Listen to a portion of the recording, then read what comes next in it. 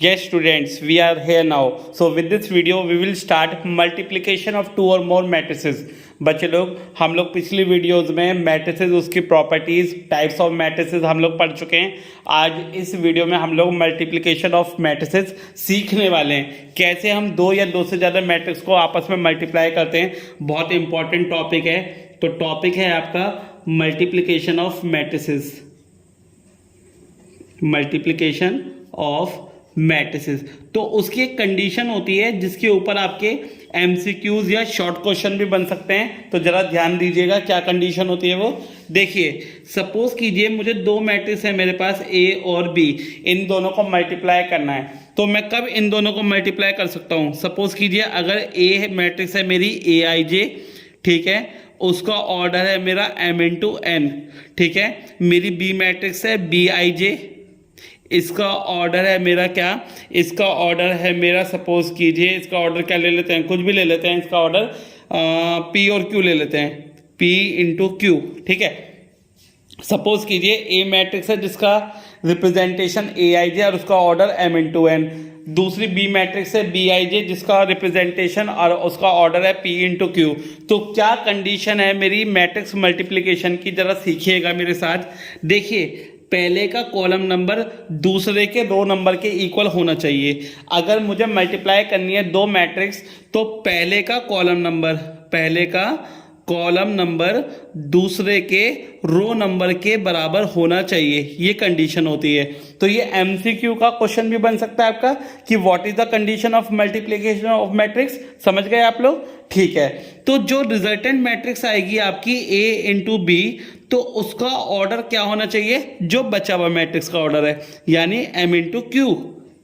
क्या ऑर्डर आएगा जब आप मैट्रिक्स को मल्टीप्लाई कर दोगे? m into Q. तो आप इस तरीके से पता लगा सकते हैं कि जो मैंने क्वेश्चन किया है क्या वो सही है या नहीं है, या जो दो मैट्रिक्स मैंने मल्टीप्लाई की हैं वो मेरी सही आ रही हैं या नहीं आ रही हैं। बात समझ में आई? अगर मैं दो मैट्रिक्स को मल्टीप्लाई करता हूं, ठीक है, तो पहले वाले का कॉलम नंबर दूसरे वाले के रो नंबर के बराबर होना चाहिए। और दूसरी बात, जो आपका मल्टीप्लिकेशन आएगा दोनों को करके, उसका बचा हुआ ऑर्डर होना चाहिए, यानी कि m इंटू क्यू होना चाहिए ही चाहिए, ठीक है। Multiplication can be done by row by column. Multiplication is done as row by column. ऐसे लिख लीजिए, एज रो बाय कॉलम। ये मैं आपको एक तरीके से नोट्स बनवा रहा हूँ आपके बोर्ड्स के लिए और आपके स्कूल्स के एग्जाम्स के लिए, तो आपको बहुत बेनिफिट मिलेगा, ठीक है। बड़े रास्ते पे जा रहे हैं तो छोटे छोटे कदम हमें आगे बढ़ाने पड़ेंगे, जिससे आपके रास्ते बहुत आसान हो जाएंगे आपके बोर्ड में नंबर लाने के लिए, ठीक है। तो ये नोट्स बनाते जाइएगा। अगर आपको इसकी पीडीएफ चाहिए या इसकी फोटो चाहिए या आपको ये नोट चाहिए तो आप ले सकते हैं मुझसे, ठीक है। चलिए आगे। तो multiplication is done by row by column, right. तो रो बाय कॉलम हम लोग मल्टीप्लाई करते हैं क्या निकालने के लिए? मल्टीप्लिकेशन करने के लिए, राइट। इसके बाद एक इसकी प्रॉपर्टी होती है। क्या प्रॉपर्टी है वो आप याद रखिएगा। इसकी प्रॉपर्टी होती है नॉन कम्यूटेटिविटी। नॉन कम्यूटेटिविटी का क्या मतलब है? नॉन कम्यूटेटिविटी, ठीक है। नॉन कम्यूटेटिविटी का क्या मतलब है? यानी कि a into B does not equal to B into ए।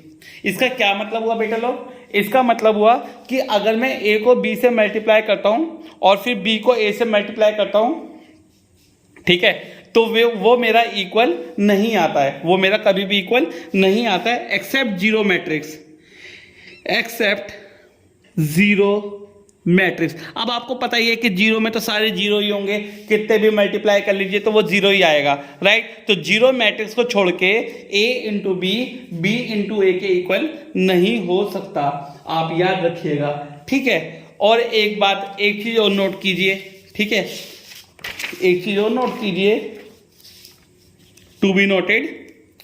एक चीज और नोट करनी है। क्या नोट करनी है? एक चीज और क्या नोट करवाने वालों में आपको खास चीज, एक चीज और नोट करनी है। क्या? That the product of two non zero matrix may be zero matrix. इसका क्या मतलब समझ में आया आपको कि अगर मैं दो नॉन जीरो मैट्रिक्स को क्या करूं, मल्टीप्लाई करूं, प्रोडक्ट निकालूं उनका, तो वो जीरो मैट्रिक्स हो सकता है। ट्रू और फॉल्स में अगर आपका आता है, रीजन असर्शन में आपका आता है कि आप बताइए क्या दो नॉन जीरो मैट्रिक्स को अगर मैं मल्टीप्लाई करता हूं तो क्या वो जीरो मैट्रिक्स मेरा आ सकता है, तो हम कहेंगे हाँ, दो नॉन जीरो मैट्रिक्स को अगर हम मल्टीप्लाई करते हैं तो वो मेरा जीरो मैट्रिक्स आ सकता है। सभी को बात क्लियर समझ में आ रही है? आगे चलें, चलिए आगे चलते हैं। इसके बाद आती है बच्चे लोग आपकी डिस्ट्रीब्यूटिव प्रॉपर्टी। देखिए जरा डिस्ट्रीब्यूटिव प्रॉपर्टी क्या होती है। सपोज कीजिए मुझे ए को मल्टीप्लाई करना है बी प्लस सी से। अगर मुझे ए को मल्टीप्लाई करना है बी प्लस सी से तो ये किसके इक्वल हो जाएगा, ए into B plus A into सी। ऐसे ही तो करते हैं हम लोग, ठीक है, जो ब्रैकेट सॉल्व करते हैं तो वही है simple. a into B plus C को मैं क्या लिख सकता हूं, a into B plus A into C. सभी बच्चों को क्लियर समझ में आ रहा है? This is called distributive law.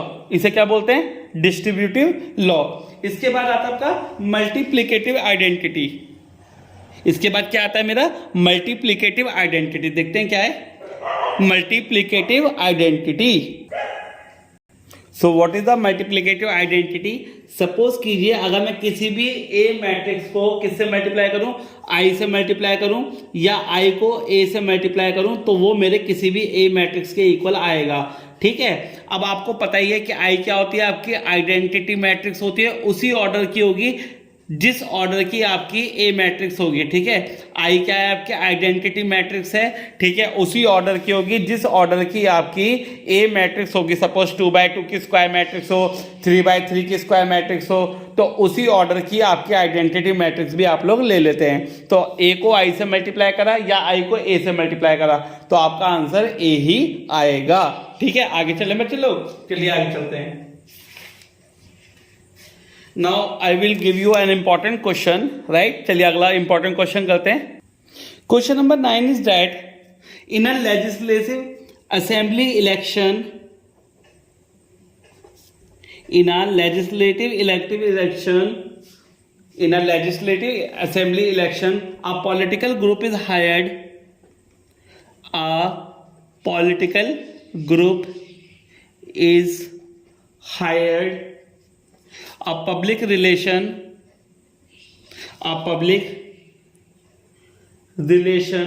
firm to promote its candidate in 3 ways. That is through telephone, through house calls, or letters. The cost per contact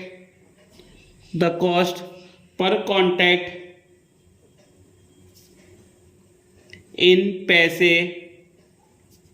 is given in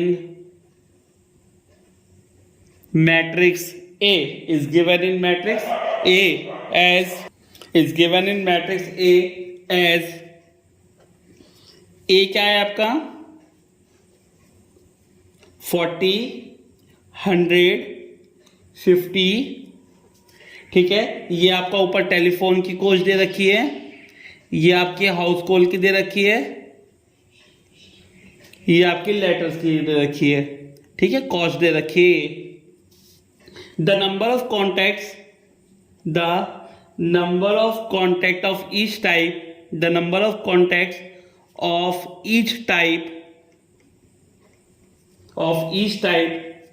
made in two cities X and Y is given as B is equal to 1000, 500, 5000, 3000, 1000 और 10,000। ये आपको दो city के दे रखे हैं, x और Y की cost दे रखी है। आपको क्या निकालना है, find the total amount find the total amount spent by the group, find the total amount spent by the group, find the total amount spent by the group in two cities X and Y, in two cities X and Y. बच्चे लोग देखो question थोड़ा सा बड़ा है पर ये question बहुत इंपॉर्टेंट है, बहुत इजी है, एनसीईआरटी का क्वेश्चन है ये, ठीक है, बहुत इंपॉर्टेंट है, इजी क्वेश्चन है, आपको मिल सकता है पेपर में। देखने में लग रहा होगा बहुत हार्ड क्वेश्चन है, कुछ भी नहीं है, हमें ए को सीधा बी से मल्टीप्लाई कर देना है तो हमारी कॉस्ट आ जाएगी एक्स सिटी की और वाई सिटी की, कितना पैसा लगाए टेलीफोन में, हाउस कॉल में और लेटर में, ठीक है। तो ए को बी से क्या करते हैं, मल्टीप्लाई कर देते हैं। चलिए जल्दी से मल्टीप्लाई करते हैं ए को बी से, ठीक है। अब ए क्या है आपकी 40, 100 और 50, बी क्या है आपकी इसी तरीके से लिख लेंगे 1000, 500, 5000, 3000, 1000 और 10,000। तो आपने इसी तरीके से लिख लिया। अब देखते हैं मैट्रिक्स मल्टीप्लिकेशन पॉसिबल है या नहीं है, ठीक है। कैसे चेक करेंगे, इसका ऑर्डर क्या है 3 into 1, इसका ऑर्डर क्या है, इसका ऑर्डर क्या है बताइए, 1 2 3, इसका ऑर्डर 3 into 1 और इसका ऑर्डर क्या है, देखिए इसका ऑर्डर है 3 into 1 और इसका ऑर्डर क्या है हमारा 1 और 1 2, 2 into 3। तो यहां से बात आपको क्या समझ में आई, जल्दी बताइएगा, यहां से बात आपको क्या समझ में आई। तो यहां से बात आपको ये समझ में आई कि ए इंटू बी पॉसिबल नहीं है। क्यों, क्योंकि पहले वाले का कॉलम नंबर दूसरे वाले के रो नंबर के इक्वल नहीं आ रहा है। पर हमें यहाँ पे दिखाई दे रहा है पहले वाले, अगर मैं बी ए निकालता हूं तो पहले वाले का कॉलम नंबर दूसरे वाले के रो नंबर के इक्वल आ रहा है। तो यानी कि ए इंटू बी नहीं निकाल सकते, हम क्या निकालेंगे, बी इंटू ए, इसलिए मुझे ये चीज करनी पड़ी, ठीक है। तो बी इंटू ए निकालते हैं, जल्दी से निकालिए बी इंटू ए, ठीक है। चलिए बी इंटू ए निकालते हैं जल्दी से, ठीक है, आपको दिखाने के लिए कि ऐसा पॉसिबल क्यों नहीं हुआ। तो b इंटू ए हम लोग निकाल लेंगे, b इंटू ए, पहले b वाले को लिखेंगे, ठीक है, 1000, 500, 5000 और नीचे है 3000, 1000 और 10,000। अंदर लिखेंगे ए आएगा आपका 40, 100, 50, ठीक है। तो ये आपका ए आ गया, ठीक है। बी को ए से मल्टीप्लाई करेंगे तो देखते हैं कैसे मल्टीप्लाई होगा। अब पहले देख लेते हैं पॉसिबल है या नहीं है। वैसे मैंने तुम्हें वही बता दिया था, 2 into 3 है, ये 3 into 1 है, तो बची हुई मैट्रिक्स का ऑर्डर क्या आ जाएगा आपका 2 into 1 आ जाएगा। यानी कि जो भी आप मल्टीप्लाई करके निकालेंगे तो उसका ऑर्डर 2 into 1 में आएगा, यानी 2 रो 1 कॉलम, ठीक है। देखते हैं 1000 को 40 से करेंगे तो कितना आ जाएगा 40,000 प्लस 500 को अगर 100 से करेंगे तो कितना आएगा, 4 जीरो आएंगे, 1 2 3 4, प्लस 5000 को अगर 50 से मल्टीप्लाई करेंगे तो कितना आएगा 25, 4 जीरो, 1 2 3 4, ठीक। 3000 को 40 से करेंगे तो 12, 1 2 3 4, प्लस 1000 को 100 से करेंगे तो 1 लाख आ जाएगा।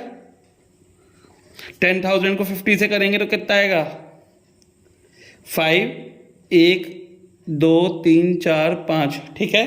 तो ये आपकी 5 लाख आ जाएगा। तो कितना आ गया बताइए जल्दी से, क्या क्या आंसर आ रहा है आपके। ये आपका कितना आ गया, ये आपका आ गया 40,000, 50, 90,000, 3,40,000। तो बी इंटू ए, तो ऊपर वाला तो आ गया आपका 3,40,000, ठीक है। तो ऑर्डर 2 into 1 आएगा। नीचे वाला देखिए कितना आएगा 5 लाख, 6 लाख, 7 लाख, 7,20,000। तो ये आ गया आपका 7,20,000।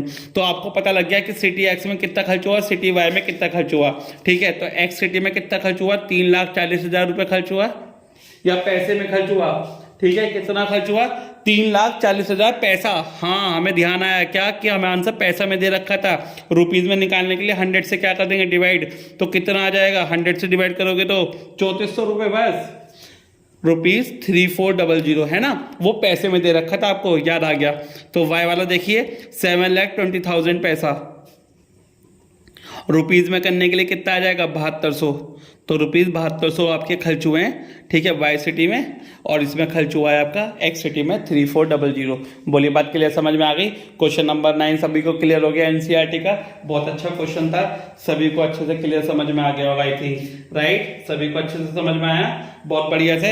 एक क्वेश्चन और करते हैं, ठीक है, मल्टीप्लीकेशन का। Now student, as you see the question number 10, that is compute the indicated product। आपको क्या निकालना है, आपको प्रोडक्ट निकालना है। आपको क्या निकालना है? प्रोडक्ट निकालना है। बहुत इजीली आप लोग प्रोडक्ट फाइंड आउट कर सकते हो इनका, ठीक है। मैंने आपको बताया था कि जो प्रोडक्ट होता है वो रो बाय कॉलम होता है। प्रोडक्ट जो होता है वो कैसा होता है? रो बाय कॉलम, यानी रो दिस इज कॉलम। तो रो बाय कॉलम आपकी मल्टीप्लाई होगी, ठीक है। पहले देख लेते हैं क्या ऑर्डर है। इसका ऑर्डर है 2 into 3, इसका ऑर्डर क्या है? 3 into 2, ठीक है। तो यानी कि पॉसिबल तो है।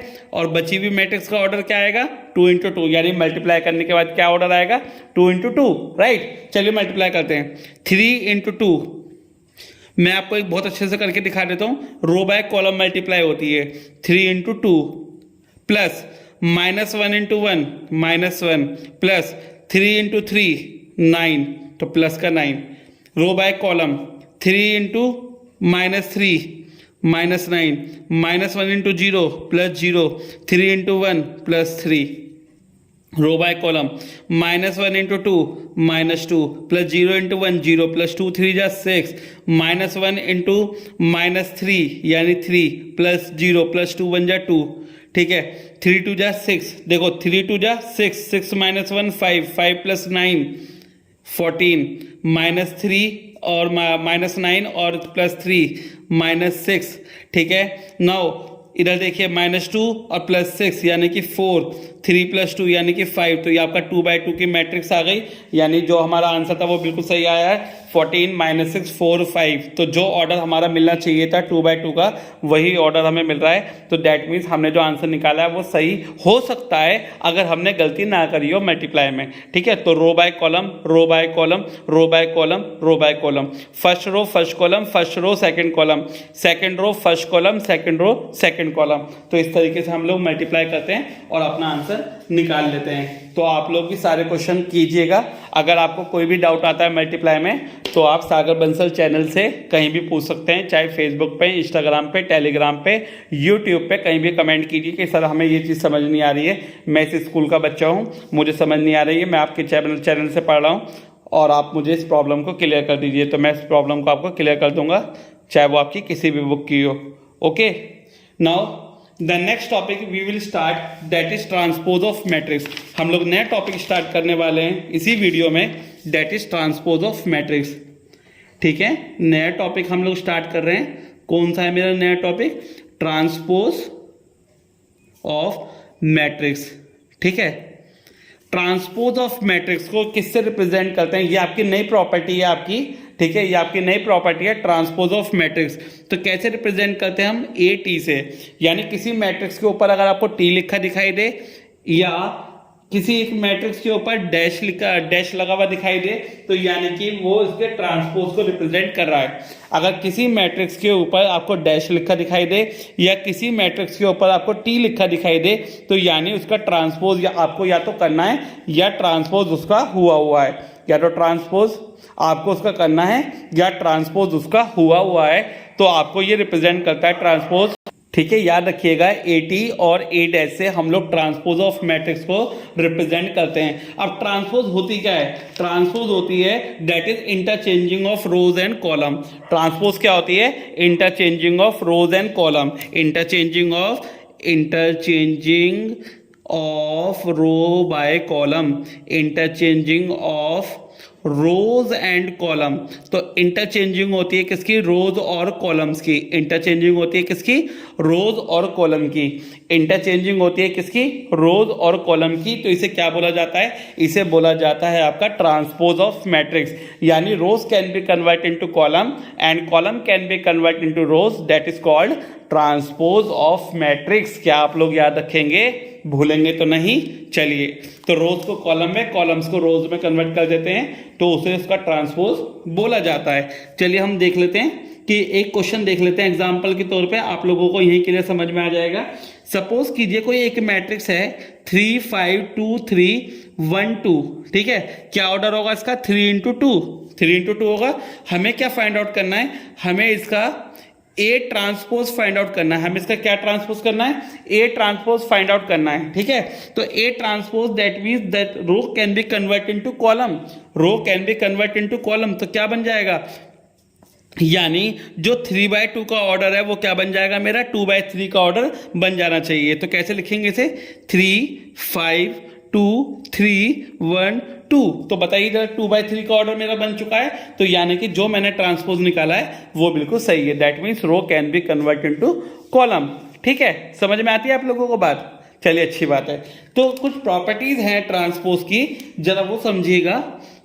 Properties of transpose, properties of transpose, properties of transpose of matrix. तो मैट्रिक्स के ट्रांसपोज की कुछ प्रॉपर्टीज हैं जो हम लोग पढ़ने वाले हैं। देखते हैं वो क्या क्या प्रॉपर्टी है। पहला, ए ट्रांसपोज का अगर हम ट्रांसपोज कर दें तो वो उसी मैट्रिक्स के इक्वल आ जाता है। अगर किसी मैट्रिक्स का हम 2 बार ट्रांसपोज कर दें, अगर किसी मैट्रिक्स का हम लोग 2 बार ट्रांसपोज कर दें तो वो उसी मैट्रिक्स के इक्वल आ जाएगा। That is the property. ठीक है, याद रखिएगा। सेकंड प्रॉपर्टी है कि ए का ट्रांसपोज के बाहर निकाल लीजिए, ए ट्रांसपोज के इक्वल होना चाहिए। इसका क्या मतलब है बच्चे लोग? इसका मतलब है कि सपोज कीजिए कोई एक कांस्टेंट है के, 2 3 4 5 7 कुछ भी हो सकता है। अगर हमने उसकी मैट्रिक्स से मल्टीप्लाई की है और उसके होल का ट्रांसपोज किया है तो हम उस कांस्टेंट को बाहर निकाल सकते हैं और सिर्फ मैट्रिक्स का ट्रांसपोज करके तब मल्टीप्लाई कर सकते हैं, तो मेरा आंसर सेम आएगा। ठीक है, थर्ड प्रॉपर्टी देखते हैं क्या है। ए प्लस बी का ट्रांसपोज, ये बहुत जगह इस्तेमाल होती है वाली प्रॉपर्टी, याद रखिएगा। ए का ट्रांसपोज प्लस बी का ट्रांसपोज। अगर किसी को 2 मैट्रिक्स का प्लस करके ट्रांसपोज करना है तो उन दोनों मैट्रिक्स का अलग अलग ट्रांसपोज करके आप ऐड कर सकते हो, आंसर आपका सेम आएगा। ठीक है, फोर्थ देखते हैं। अब ये बहुत इंपॉर्टेंट है, यहां तो मैं इंपॉर्टेंट लिख देता हूं, बहुत काम आएगी प्रॉपर्टी। ए बी का ट्रांसपोज किसके इक्वल होता है? B transpose into A transpose, यानी कि उल्टा हो जाता है। तो ये तो आप बहुत याद रखिएगा क्योंकि ये प्रॉपर्टी आपकी बहुत ज्यादा यूज होगी, सारे क्वेश्चंस में ज्यादातर यूज होती है।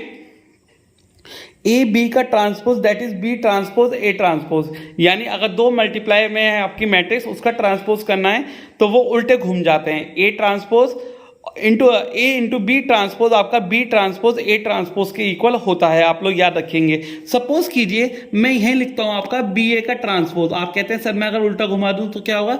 तो बी ए का ट्रांसपोज मेरा A transpose into B transpose के इक्वल होगा, यानी कि मैट्रिक्स आपकी रिवर्ट हो जाती है, मैट्रिक्स आपकी घूम जाती है। तो ए बी का transpose B transpose A transpose और आपका बी ए का transpose A transpose B transpose के इक्वल होगा।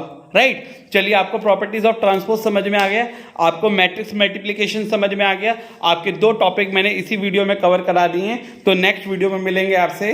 टिल देन आप यहां तक पूरा कर लीजिए। ठीक है, अपने दोस्तों को शेयर कीजिए जिन्हें कोई भी प्रॉब्लम है मैथ्स में। ठीक है, जिन्हें कोई भी प्रॉब्लम है मैथ्स में वो जिज्ञासा का पता याद रखिए, सागर बंसल सर का पता याद रखिए, और कोई भी प्रॉब्लम आती है राइट सो आप चुटकी बजाते यहाँ पे आके सॉल्व कर लेंगे। कोई भी प्रॉब्लम आती है तो आप कहीं भी पूछ सकते हैं मुझसे। ठीक है, मेरे किसी भी चैनल से पूछ सकते हैं, तो आपको आंसर डेफिनेटली मिलेगा। So good luck students, all the best. मिलेंगे आपसे नेक्स्ट वीडियो में। टिल देन हैव जिज्ञासा।